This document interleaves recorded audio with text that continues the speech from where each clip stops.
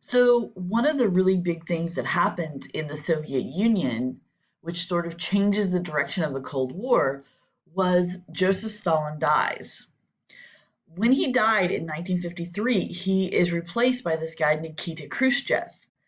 Now, Khrushchev, he starts off with this policy that he called de-Stalinization.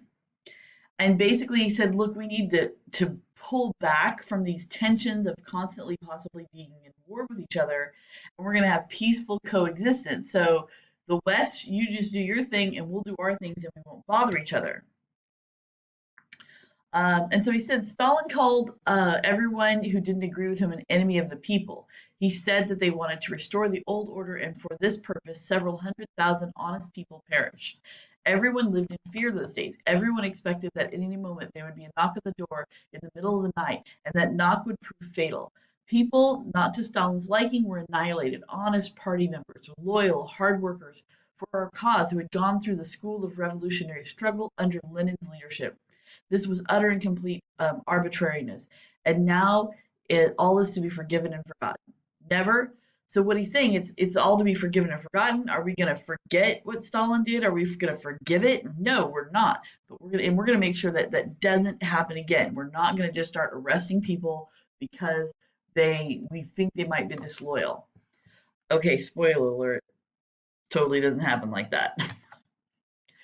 Anyway, so when he starts relaxing a lot of these policies, a lot of the Eastern European countries that hadn't, asked to be communists in the first place, they were just there when the Soviet Union sort of liberated them from Germany and just stayed.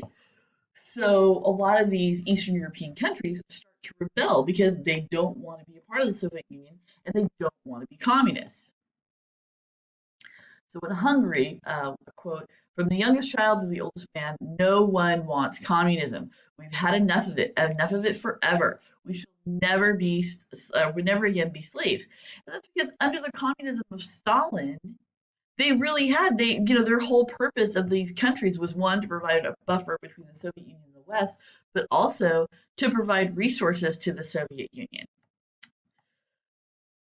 So in Poland in 1956, they had a riot because they wanted to end the collective farms. And that was, remember, when Stalin was basically taking people and moving them onto these farms, and he was starving people. It really was, because people who weren't farmers weren't suddenly going to become farmers one day.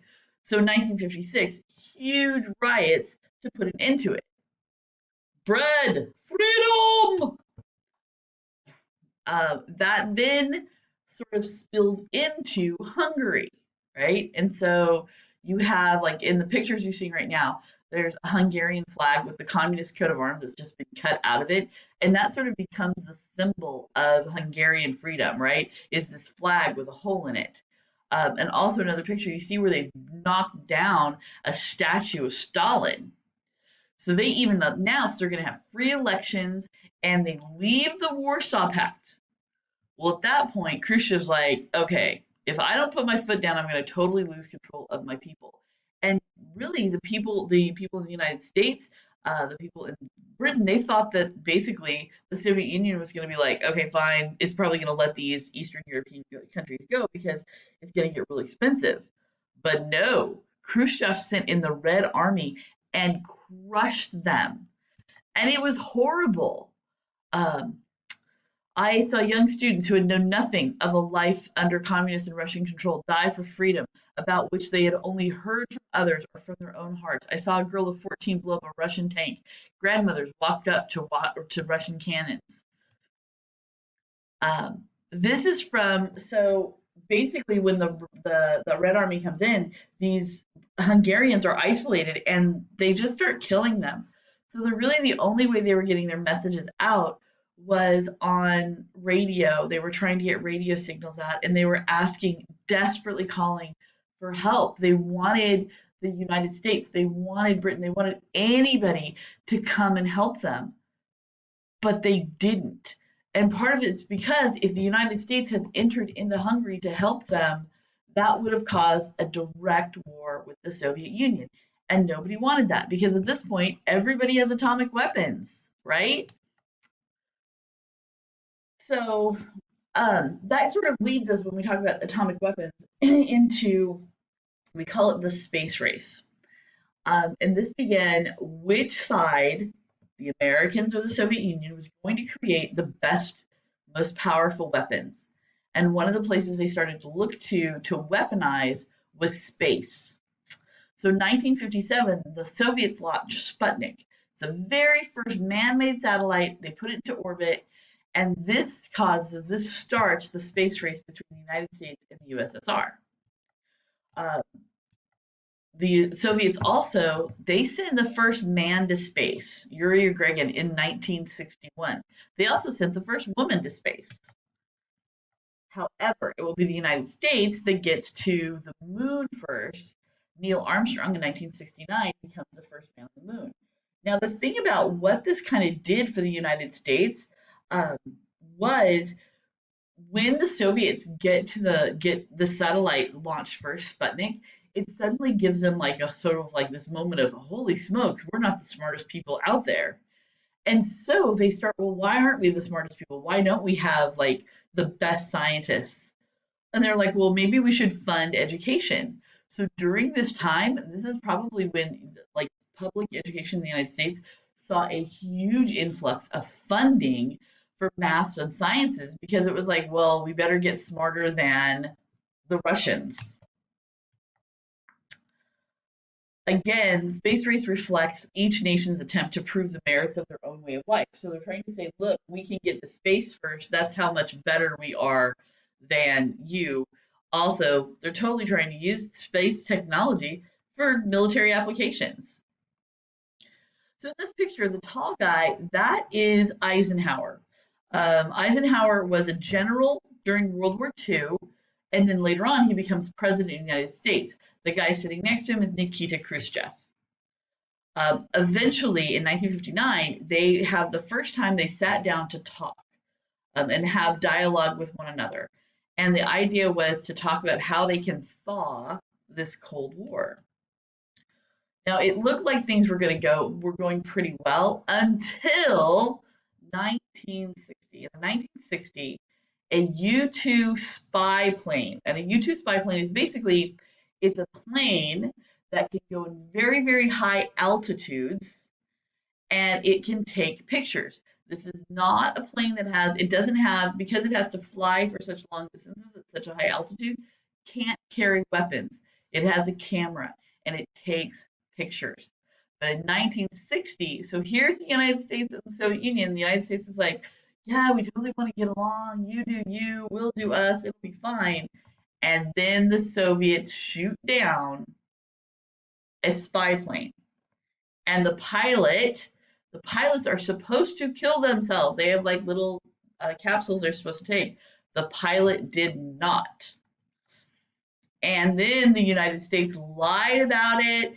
They said it was a weather plane because they thought the pilot was dead, but turns out he wasn't. And then the Soviets go, oh yeah, really? They bring him out on TV, and he totally is like, I totally was spying. And the United States was like, what? We don't even know that guy. Must have been spying on his own. It was a hot mess. And what this does is it marks like serious tension because the Russians have pretty much caught the Americans red-handed spying on them. After the U-2 was shot down by the Soviets and assuming the pilot was dead, the U.S. issued a press release noting that the aircraft had gone missing north of Turkey. The report speculated that the pilot might have fallen unconscious while the autopilot was still engaged, even falsely claiming the pilot reported an emergency frequency that he was experiencing oxygen difficulties.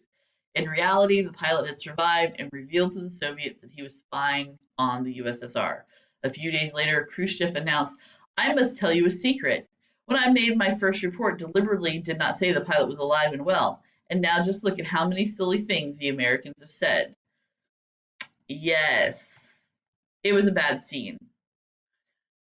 In 1961, this is when the Soviets are going to build up the Berlin Wall around West Berlin. And basically it kept people from getting out of East Berlin into the West. They could not escape communism. the where the wall went up, it literally like just it cuts the city in half. And when the walls started going up, people began to get desperate. There were pictures where people were throwing their children onto the other side so their children could grow up in on the western side. Families were just torn apart because of this wall. Uh, so you can see in the map there where it sort of cuts the city in half. So here's a picture of how it sort of works. So you'd have like the wall, and in between was this area where the guards were and guard dogs and all of that. Um, After World War II, West Berlin was an island behind the Iron Curtain, a besieged outpost of Western powers. East Berliners began to move to West Berlin in droves. In fact, before the construction of the wall, an estimated 2,000 people a week were moving from east to west. The building of a barrier between east and west happened in the dead of night and was shrouded in total secrecy. In the early hours of the 13th of August 1961, a barrier was put in place, essentially imprisoning a community of 17 million people in East Berlin. Um, very famously, President Kennedy goes to Berlin, east or to West Berlin. But this is a big deal because they're like, dude, you're gonna be in Soviet territory, but he's like, hey, I'm gonna be in Berlin, and West Berlin is where people are free. And so he says this is so famous. Like 2,000 years ago, the proudest boast was, I am a Roman citizen. Today, the world of freedom, the proudest boast is, Ich bin ein Berliner. All free men, wherever they may be, are all citizens of Berlin. And therefore, as a free man, I take pride in the words, Ich bin ein Berliner. Basically, he's saying, look, everybody in the whole world that's able to live free can say in their heart that they also are citizens of Berlin, because you're every one of you people that is here in Berlin should be free, and I feel your struggle. Of course, the funny haha is Ich bin ein Berliner, because he said Ich bin ein Berliner. He basically was saying in German it means I'm a jelly donut, which is not really what he meant, but it's just what came out. That leads us to the Cuban Missile Crisis. 1962, Khrushchev authorized the placement of nuclear weapons in Cuba. By the way, Cuba had been, this place had been Latin America.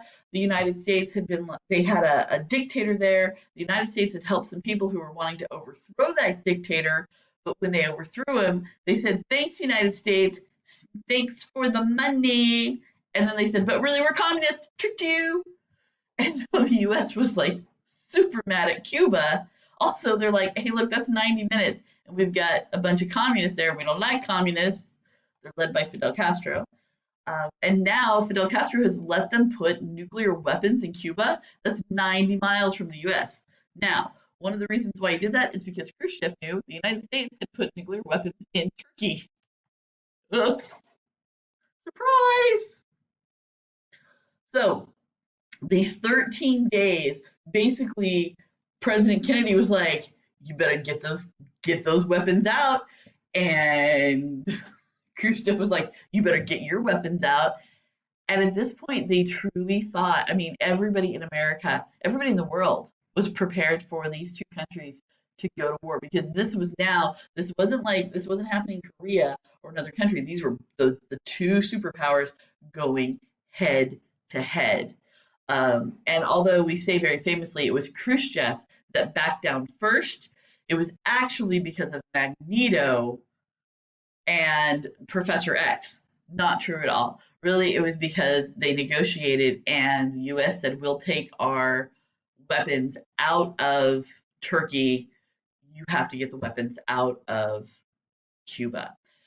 This really was the first time that these countries really realized that, in fact, if they did go to war, things were going to be horrible. And so they put in more measures. They created actually a hotline between the two countries so that either president can call each other at a moment's notice to sort of talk out what the heck is going on. By the way, the X-Men really had absolutely nothing to do with this, but that is a pretty good movie, just saying.